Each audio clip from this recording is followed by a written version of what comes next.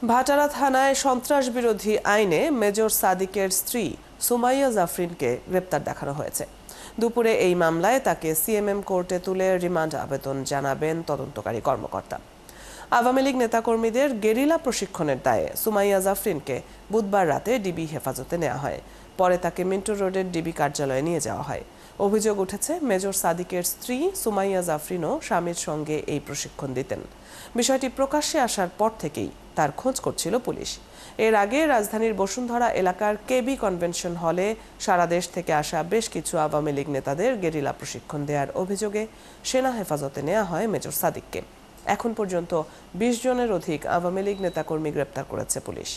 রাষ্ট্রবিরোধী ষড়যন্ত্রে প্রাথমিকভাবে মেজরের স্ত্রী সুমাইয়া জাফরিন জড়িত বলে জানালেন ঊর্ধ্বতন কর্মকর্তা।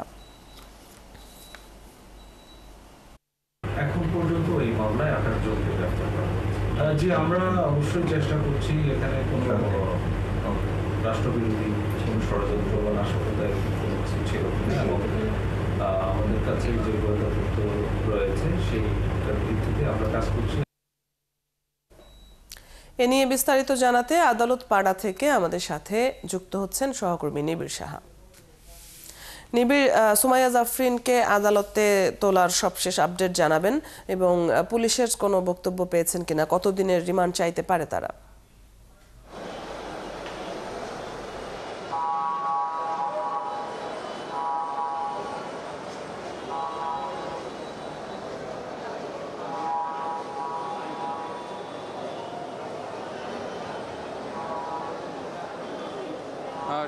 সাত দিনের রিমান্ড চাওয়া হবে বলে ইতোমধ্যে পুলিশের পক্ষ থেকে জানানো হয়েছে।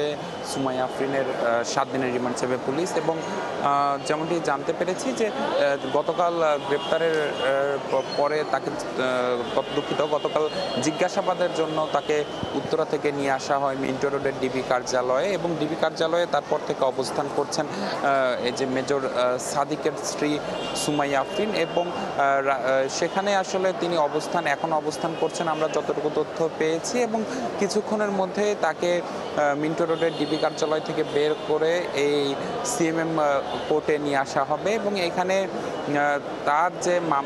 তাকে যে মামলায় গ্রেপ্তার দেখানো হয়েছে, অর্থাৎ ভাটারা থানার সন্ত্রাস বিরোধী আইনের যে মামলাটি, সেই মামলায় তাকে 7 দিনের রিমান্ড আদালতে তুলে তার 7 দিনের রিমান্ড চাইবে পুলিশ, এমনটি তথ্য আমরা পেয়েছি। এবং পুলিশের পক্ষ থেকে যেমনটি জানানো হয়েছে যে এই যে মেজর সাদিকের স্ত্রী, তার কিন্তু প্রাথমিকভাবে তার সংশ্লিষ্টতা সেটি আসলে পাওয়া গেছে, যেটি গত ৮ জুলাই বসুন্ধরা আবাসিক এলাকার কেবি কনভেনশন সেন্টারে যে ঘটনাটি ঘটে, অর্থাৎ সারা দেশ থেকে ৩০০ থেকে ৪০০ জন আওয়ামী লীগের নেতাকর্মী, কার্যক্রম নিষিদ্ধ হওয়া আওয়ামী লীগের নেতাকর্মী একত্র হন, এবং সেখানে তাদের গেরিলা প্রশিক্ষণ দেওয়ার মতো একটি বিষয় কিন্তু ছিল। এবং এই মুহূর্তে আমরা দেখছি যে আসলে সাদিয়া আফরিনকে কিন্তু কোর্টে তোলা হচ্ছে, এবং হয়তোবা কিছুক্ষণের মধ্যে আসলে পরবর্তী আদেশটি পাওয়া যাবে যে আসলে তাকে কতদিনের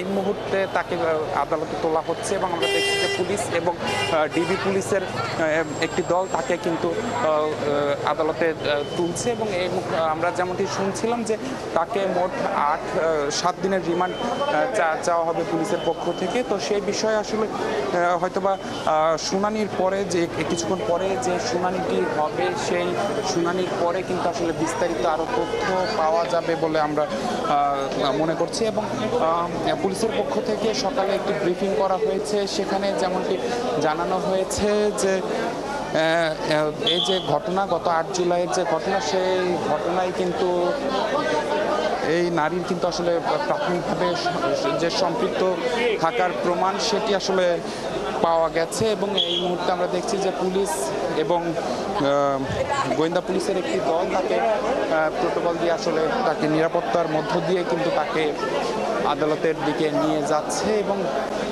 যেমনটি আমরা তথ্য পেয়েছি যে গতকাল রাজধানী উত্তরা থেকে গ্রেপ্তারের পর এই যে মেজর সাদিকের স্ত্রী, তাকে নিয়ে আসা হয় মিন্টো রোডের ডিবি কার্যালয়ে, এবং ডিবি কার্যালয়ে আনার পর সেখানে প্রাথমিকভাবে কিছুটা জিজ্ঞাসাবাদ চলে এবং সেখানে কিন্তু আসলে তার জিজ্ঞাসাবাদে যেসব তথ্য তিনি দিয়েছেন সেগুলোতে কিন্তু আসলে প্রাথমিক সম্পৃক্ততার প্রমাণ পেয়েছে পুলিশ। এর আগে আমরা দেখেছি সেনাবাহিনীর পক্ষ থেকে